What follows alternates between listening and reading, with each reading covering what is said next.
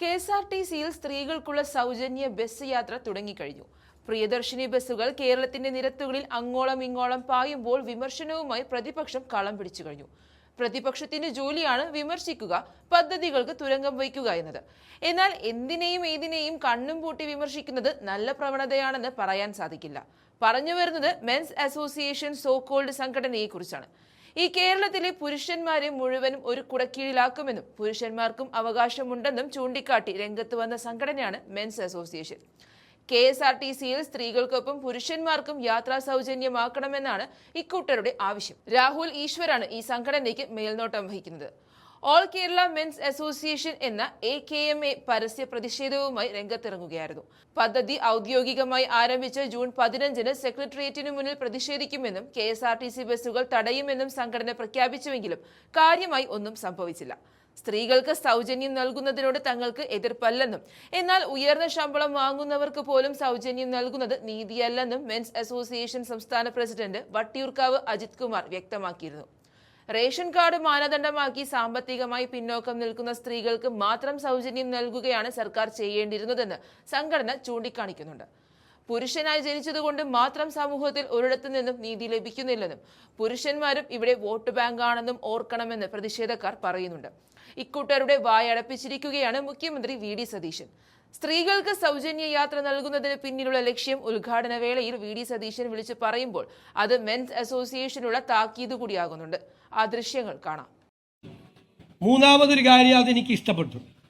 നമ്മുടെ men's association അവർ ഭയങ്കരമായ പ്രതിഷേധമാണ്. സ്ത്രീകൾക്ക് മാത്രം സൗജന്യം കൊടുക്കാൻ പോകുന്നു എന്നുള്ള ഒരു പ്രതിഷേധമാണ്. അപ്പോൾ അവർ വേറെ ബസ്സിലൊക്കെ യാത്ര ചെയ്യുന്നുണ്ട്. അതൊരു രസകരമായ ഒരു കാര്യം കൂടിയായിട്ടാണ് ഞാൻ കാണുന്നത്. അതിനോടൊന്നും നമുക്കൊരു വിരോധമില്ല.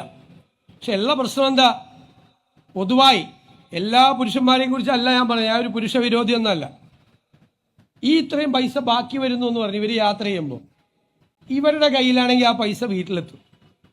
മറ്റേതാ സൗജന്യം കൊടുത്താൽ ഈ ബാക്കി വരുന്ന പകുതി കുറച്ച് പേര് കൊടുക്കും വീട്ടിൽ. ബാക്കി എവിടെ പോവും?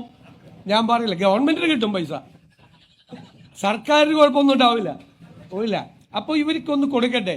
മാത്രമല്ല ഞാൻ പറയുന്നു, ഈ പദ്ധതി ഈ സംസ്ഥാനത്തെ സർക്കാരിന് കേരളത്തിലെ സ്ത്രീകളോടുള്ള ആദരവായി നിങ്ങൾ കാണണം. ആദരവാ. സ്ത്രീകളെ ബഹുമാനിക്കാൻ ഒരു സമൂഹം പഠിക്കണമെന്നുള്ളൊരു സന്ദേശം കൂടിയാണ്. ആദരവോടുകൂടി ബഹുമാനത്തോടുകൂടി നമ്മുടെ അമ്മമാരെ, സഹോദരിമാരെ അവരെ കാണണം. ആ ആദരവാണ് ഈ സംസ്ഥാന സർക്കാർ അധികാരത്തിൽ വന്നതിന് ശേഷം പ്രഖ്യാപിച്ച് നടപ്പാക്കുന്ന ആദ്യത്തെ പദ്ധതി കേരളത്തിലെ സ്ത്രീകളോടുള്ള നമ്മുടെ എല്ലാവരുടെയും കേരളത്തിലെ ജനങ്ങളുടെ ആദരവായി കണക്കാക്കണം എന്ന് ഞാൻ ആഗ്രഹിക്കുന്നു. ഒരു സന്തോഷം കൂടിയുണ്ട്. ആദ്യം ഈ ബസ് യാത്ര ചെയ്യുമ്പോൾ ഇതിലെ ഡ്രൈവറും കണ്ടക്ടറും വനിതകളാണ്. മാത്രമല്ല ഗതാഗത വകുപ്പിൽ ഒരു വനിതയാണ് സെക്രട്ടറി. ചുമതലയേറ്റ ഒരു വനിതാ സെക്രട്ടറി ആദ്യം ഉത്തരവിടുന്നത് ഇതാണ്. ഈ പരിപാടി, ഈ പദ്ധതി കൂടിയാ മൊത്തം അങ്ങ് സ്ത്രീകൾ ടേക്ക് ഓവർ ചെയ്തേക്കുക. അങ്ങനെ ആകട്ടെ, ഇനിയുള്ള കാലവും അങ്ങനെ ആകട്ടെ എന്ന് ഞാൻ ആശംസിച്ചുകൊണ്ട് നിറഞ്ഞ അഭിമാനത്തോടു കൂടി, നിറയുന്ന കണ്ണുകളോടുകൂടി ഞാൻ ഈ പ്രിയദർശിനി പദ്ധതി കേരളത്തിലെ സ്ത്രീകൾക്കായി സമർപ്പിക്കും.